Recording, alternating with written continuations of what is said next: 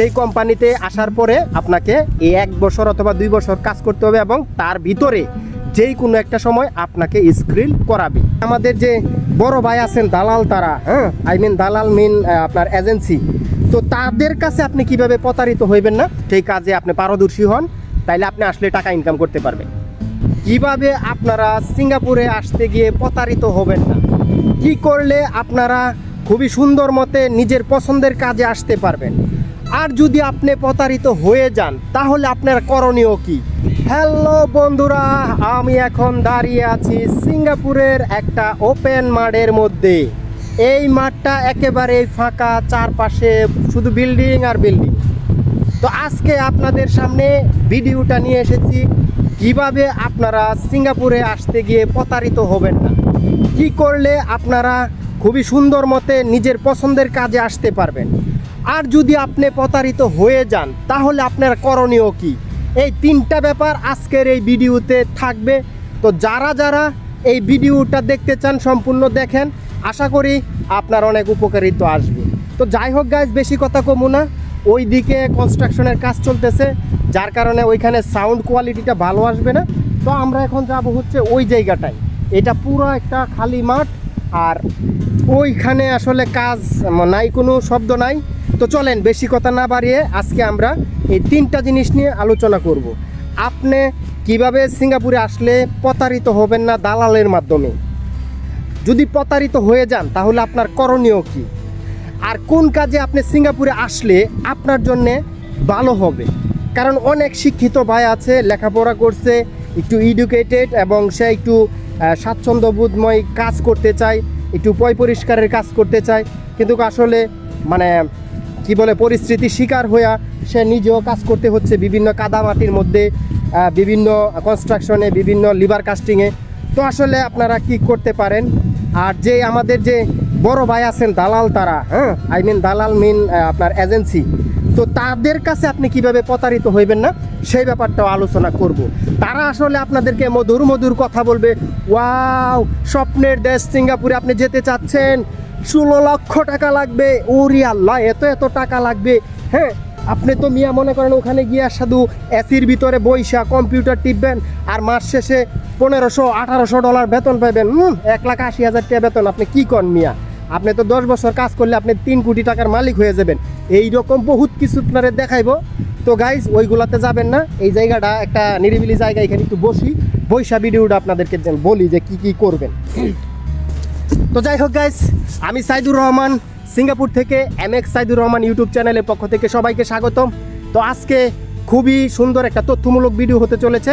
যারা সিঙ্গাপুরে আসতে চাচ্ছেন নতুন, এবং যারা পুরাতন বাংলাদেশে চলে গেছেন, নতুন করে এজেন্সির মাধ্যমে আইপি লাগাইতে চাইতেছেন সিঙ্গাপুরের, তারাও কিন্তু প্রতারিত হতে পারেন। তো ভিডিওটা সম্পূর্ণ দেখবেন, কারণ ভাই আমি এইভাবে হওয়ার কারণে আমি শিক্ষা পাইছি, এই জন্য আপনাদেরকে ভিডিওটা শেয়ার করতেছি। আর আমি যার কাছ থেকে আসছি সে কীভাবে প্রতারিত আমারে করছে, আর এখন আমার লগে কী কইতে আছে, সবগুলো শেয়ার করবো। তো গাইস চলেন শুরু করি। তো এখন আমি আপনাদেরকে বলি, যারা নতুন করে, একেবারেই নতুন, যারা তার আগে কখনোই সিঙ্গাপুরে আসেন নাই, তারা সিঙ্গাপুরে আসবেন, তাদের জন্য হচ্ছে এখন এসপাসে নিয়ে আসে। তো আগে কিছুদিন আগেও এসপাসে নিয়ে আসতো, আপনার 1 মাসের মধ্যে আইনা স্ক্রিল করাইতো, দেশে পাঠায় দিত, আবার নিয়ে আসতো। তো এখন এই রুলসটা পরিবর্তন হইতেছে সামনের থেকেই। এখন আপনাকে মিনিমাম 1 বছর সিঙ্গাপুরে থাকতে হবে, অথবা 2 বছর থাকতে হবে যেই কোম্পানিতে আসবেন। তো সেই কোম্পানিতে আসার পরে আপনাকে এই 1 বছর অথবা 2 বছর কাজ করতে হবে, এবং তার ভিতরে যেই কোনো একটা সময় আপনাকে স্ক্রিল করাবে। তারপরে আপনি বাংলাদেশে গিয়া আপনি নতুন করে যেই কোনো কোম্পানিতে আইপি লাগায়া আসতে পারবেন। তো এখন ওই যে নতুন লোকটা এই সিঙ্গাপুরে আসবে একটা কোম্পানিতে স্ক্রিল করার জন্যে 2 বছরের মেয়াদের পারমিট হবে। এখন এই লোকগুলার মধ্যে আমি আপনাকে বলে দিচ্ছি, যারা যারা আসবেন পরে মিলাইয়া নেবেন আমার ভিডিওর সাথে, 95%ই আসবে হচ্ছে আপনার কনস্ট্রাকশনের কাজ দিবে, অথবা আপনাকে কাজ দিবে আপনার লিভার কাস্টিংয়ে 95, আর 5% কাজ দিতে পারে অন্য কিছুতে। তো এখন কথা হচ্ছে আপনি কিভাবে, কারণ হচ্ছে সিঙ্গাপুরে কিন্তু এই কাজটা কিন্তু খুবই একটা সহজ না। লিভার কাস্টিংয়ের কাজ বা কনস্ট্রাকশন সাইডের কাজগুলো ভাই রোদ্রের মধ্যে, বৃষ্টির মধ্যে, নতুন বিল্ডিং বানাইতেছে, এগুলার কাজগুলো আসলে ভাই একটু কষ্টকরই হয়। তো আপনি চাইলে কিভাবে এই কাজে না এসব পারেন। এখন আপনি যদি গিয়া তেল দেন এজেন্সিরে, যে অফিসের মাধ্যমে আসবেন, যে এজেন্সির মাধ্যমে আসবেন, এজেন্সিরা হয়েছে বা টপার, বুঝছেন? ওইভাবে তো ডাইরেক্ট বলা যায় না, এই জন্য একটু ইঙ্গিতে বললাম। তো তারা আসলে এই যে আপনার কাছ থেকে এতগুলা টাকা নেই, 16 লক্ষ টাকা, 15 লক্ষ টাকা, 12 লক্ষ টাকা, আসলে কিন্তু সিঙ্গাপুর আসতে এত টাকা লাগে না। এগুলা তারাই তৈরি করছে ভাই, বুঝছেন? এগুলো তারাই তৈরি করছে। যাই হোক, ওইগুলোর ব্যাপারে না গেলাম। এখন আপনি যে এজেন্সির মাধ্যমে আসবেন সিঙ্গাপুরে, সেই এজেন্সির সাথে আপনি কথা বলবেন যে দেখ আমি যামু, ওইখানে গিয়ে স্ক্রিল করবো, 2 বছরের পারমিটেই যামু। ওকে, এই 2 বছরের ভিতরে যেই কোনো দিন আপনি 1 বছর পরে বা 1.5 বছর পরে বা 6 মাস পরেও আপনি স্ক্রিল করতে পারবেন, কোম্পানি যখন করাবে। এখন আপনি যদি এই কন্টাকে আসেন যে আপনি এখানে আসার পরে স্ক্রিল করবেন, তাহলে আপনার কাছ থেকে টাকা হয়তো বা 11.5 লাখ 12 লাখ, যার কাছ থেকে যে যেমন নিতে পারে এইটা নিবে। আর যদি আপনি বলেন যে না আমি স্ক্রিল করব না, আমি শুধু ওইখানে মানে আপনার স্ক্রিল ছাড়া যাব আনস্ক্রিলে, তাইলে আপনার জন্য হয়তো বা 8 লাখ টাকা, 7.5 লাখ, 8 লাখ টাকা এরকম নিতে পারে। তো এখানে আপনি এই সিস্টেমও আছে যে আপনি এখানে আসলেন আনস্ক্রিলে, আসার পরে আপনি কাজ করতে থাকলেন, ফাঁকে দিয়া আপনার স্ক্রিল করার জন্য অ্যাপ্লাই আপনিও করতে পারবেন, ক্লাস করতে পারবেন। যদি কোম্পানি আপনাকে সুযোগ দেয় তাহলে সেই টাকাটা আপনাকে পরবর্তীতে পে করতে হবে। আমার যতটুকু ধারণা, স্ক্রিল করার জন্য সম্ভবত 14 থেকে 1500 ডলার নেই স্ক্রিল করার জন্য, যেই মানে ইয়াটা সার্টিফিকেটটার জন্য আপনার ক্লাস করে পরীক্ষা দেওয়ার জন্য। তো যাই হোক, সেইটা আমি আপনাকে এখন এই ভিডিওতে বলতেছি না, এটার জন্য আলাদা একটা ভিডিও তৈরি করব। তো এটাই বলতেছি। এখন আপনি যদি এজেন্সিতে তেল দেন, ভাই আমি সিঙ্গাপুর যাব, স্বপ্নের দেশ সিঙ্গাপুর, ভাই স্বপ্নের দেশ সিঙ্গাপুর, ঠিক আছে। যদি আপনি যেই কোনো একটা কাজ ভালো জানেন এবং সেই কাজে আপনি পারদর্শী হন, তাইলে আপনি আসলে টাকা ইনকাম করতে পারবেন, ঠিক আছে? তাইলে এটাই বুঝছেন। এখন আপনি যদি এজেন্সিরে বলেন যে ভাই আমি যাব, আমাকে কনস্ট্রাকশনের কোনো কাজে দিতে পারবেন না, আমাকে লিভার কাস্টিংয়ের কাজে দিতে পারবেন না, আপনি অন্য কোনো কাজ আছে কিনা আমাকে সেইটা দেন।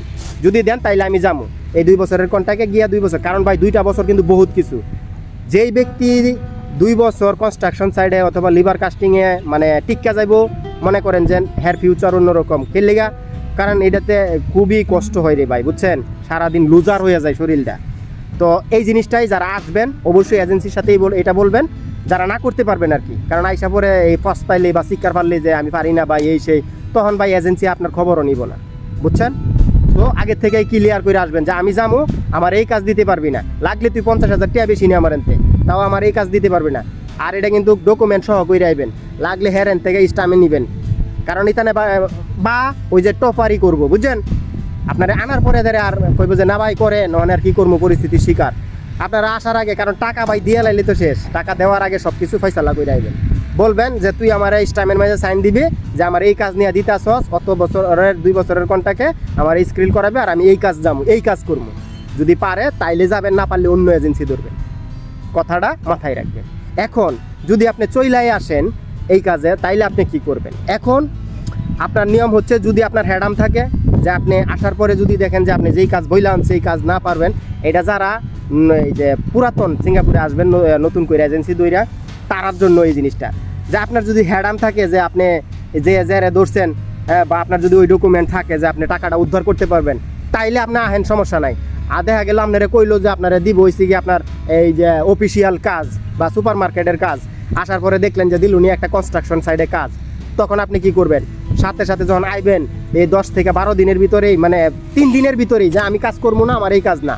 কারণ আপনার আইপির মাঝে তো আপনার স্যালারি অনেক সময় কমায়া দেয়, হ্যাঁ 30 টিয়া স্যালারির কথা কই আইনা হেরা যায় দেয় 22 টিয়া 23 টিয়া, ভাই কমায়া দিমু, আপনি কাম পারেন না, আরে বেটা এই কামে তো বেটা আইসেই না, তো কাম পারবই না। তো এইরকম যদি এইরকম কইরা আসতে পারেন তাইলে আপনার জন্য ভালো হইব। আপনি ওইখানে এইরকম গ্যারান্টি নিয়ে আসবেন যে ভাই, বা আপনার ওই রকম একটা ভ্যাকেন্সি কইরা আসবেন যে আপনি এখান থেকে চলে গেলে, কারণ তখন আপনি বাংলাদেশে চলে গেলেও সমস্যা নাই, এই টাকা আপনি উদ্ধার করে নিতে পারবেন। হ্যাঁ, সিঙ্গাপুরের এজেন্সির কাছ থেকে নিতে এলো কি না নিতে এলো সেটা আপনার দেওয়ার ব্যাপার না, আপনি হেরেনতে নিতেই, বুঝছেন ঘটনাটা? আমার ক্ষেত্রে এইরকমই হয়েছে। আমি আসছি ফার্নিচার কার্পেন্টারের কোম্পানিতে, আমারে পাঠাইছে, হ্যাঁ ভাই এটা ফার্নিচার কার্পেন্টার কোম্পানি, আমার আইনা দিছে একটা কনস্ট্রাকশনের কাজে, বুঝছেন? এখন হ্যাঁ ফোন দিই, ভাই গেছেন 2 মাস কষ্ট করেন, 2 মাস পরে ট্রান্সফার দিব। 2 মাস হয়ে প্রায় ওই আইতাছে, অনেক কয় কি ভাই ওইতাছে না, অনেক কি করবো কন, মানে আমার আর কইলে কি লাভ হবো, আমরা আর কয়টিয়া লাভ করছি, তা বেটা তরে কমু নাতে কি আমার হৌরে কমু? হ্যাঁ যাই হোক ওখানে নতুন কোম্পানি খুঁজলাম, ইন্টারভিউ দিতে গেছিলাম, আলহামদুলিল্লাহ খুঁজছি, পাইছি। এখন আল্লাহ করে ট্রান্সফার লেটারটা দিলেই হইব। আমি যেই কাজ শিখছি আলহামদুলিল্লাহ সেই কাজের খবরই পাইছি, সেখানে গেছিলাম, ইন্টারভিউ দিয়ে আসছি, সব কিছুই ওকে। এখন শুধু ট্রান্সফার লেটারটা দিলেই হইব, ঠিক আছে। আর হচ্ছে আপনার এই এই এই যে এখন বাংলাদেশের ট্রেনিং সেন্টারে ট্রেনিং করা যায় কি না? ভাই বাংলাদেশের কোনো ট্রেনিং সেন্টারে ট্রেনিং করা যায় না। যদি আপনি কেউ বলে কোনো কোনো কোনো সেন্টার থেকে যে আপনারা ট্রেনিং করার সার্টিফিকেট দিব, হ্যাঁ ডাহা একটা মিছা কথা কইতাছে, বুঝছেন। বাংলাদেশে কোনো ট্রেনিং সেন্টারে এখন ট্রেনিং করানো যায় না। করানো যদিও হয় 1%, তাও 2 বছর 1.5 বছর সময় নিব আপনার স্কিল করাই দিব, এর আগে পারবো না। সো এখন একটাই নিয়ম, বাংলাদেশ থেকে সিঙ্গাপুরে আসতে হইব, স্কিল করতে হইব। কথাটা কিছু বুঝছেন তো? যাই হোক গাইজ, আসলে বেশি কিছু বলবো না, এতটুকুই বললাম এই ভিডিওটার ভিতরে। আর কার কার কোনো কিছু জানার যদি ইচ্ছা থাকে সিঙ্গাপুর আসা সম্পর্কে বা যারা আছেন তাদেরও, তাহলে অবশ্যই বাইরে একটু স্মরণ করবেন, সব সময় আপনাদের রিপ্লাই দেওয়ার জন্য আমি প্রস্তুত। তো যাই হোক গাইজ, যারা আমার চ্যানেলটা এখনও সাবস্ক্রাইব করেন নাই অবশ্যই আমার চ্যানেলটা সাবস্ক্রাইব করে এই ভিডিওটা বিশেষ করে সবচেয়ে বেশি শেয়ার করে দিবেন, যাতে ভাইয়েরা এসব প্রতারিত না হয় আর কি করতে পারে। সো গাইজ, তা ভালো থাকবেন, সুস্থ থাকবেন, আল্লাহ হাফেজ।